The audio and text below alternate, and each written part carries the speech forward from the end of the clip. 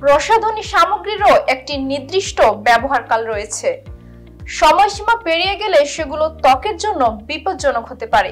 অনেকেই দামি ব্র্যান্ডের প্রসাধনী কিনে দীর্ঘদিন ধরে সংরক্ষণ বা ব্যবহারের পরিকল্পনা করেন, কিন্তু এটি ত্বকের সংক্রমণ, অ্যালার্জি কিংবা অন্যান্য জটিলতা সৃষ্টি করতে পারে। তাই প্রতিটি প্রসাধনীর সঠিক মেয়াদকাল জানা এবং সেটি মেনে চলা অত্যন্ত জরুরি। প্রসাধনী ব্যবহারকাল এবং সতর্কতা জেনে নিন। Powder foundation. পাউডার ফাউন্ডেশনের ব্যবহার মেয়াদ প্যাকেট খোলার পর সর্বোচ্চ 18 মাস। এর বেশি সময় ব্যবহার করলে ত্বকে ব্রণ বা সংবেদনশীলতা তৈরি হতে পারে। তরল ফাউন্ডেশন। তরল ফাউন্ডেশনের ব্যবহারের মেয়াদ প্যাকেট খোলার পর 12 মাস। তরল ফাউন্ডেশন শুকিয়ে গেলে তা পুনরায় ব্যবহার করবেন না, এটি ব্যাকটেরিয়া সংক্রমণের ঝুঁকি বাড়ায়। লিপস্টিক। লিপস্টিক ব্যবহারের মেয়াদ ম্যাট বা জেল লিপস্টিক সাধারণত 6 মাস পর্যন্ত নিরাপদ। এর মেয়াদ পেরিয়ে গেলে ঠোঁটে অ্যালার্জি বা সংক্রমণ হতে পারে। মাস্কারা। মাস্কারা ব্যবহারের মেয়াদ সর্বোচ্চ 3 মাস। দীর্ঘদিন ব্যবহার করলে চোখের সংক্রমণ, লালচে ভাব বা চোখ জ্বালাপোড়া হতে পারে।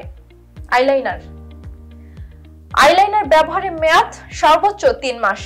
পুরনো আইলাইনার ব্যাকটেরিয়া জন্মাতে পারে, যা চোখে প্রদাহের কারণ হতে পারে। আইশ্যাডো বা পাউডার ব্লাশ।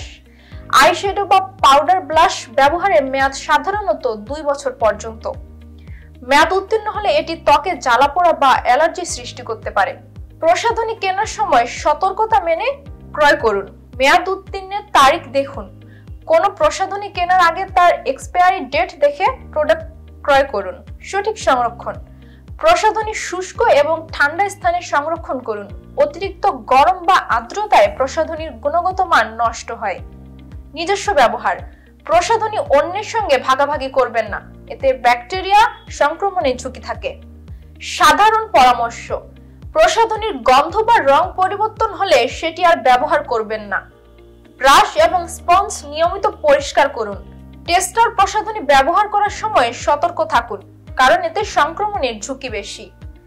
সঠিকভাবে মেয়াদ অনুযায়ী প্রসাধনী ব্যবহার করলে ত্বক ভালো থাকবে এবং সংক্রমণের ঝুঁকিও কমবে। তাই সময়সীমা পেরিয়ে যাওয়া প্রসাধনী ব্যবহার এড়িয়ে চলুন।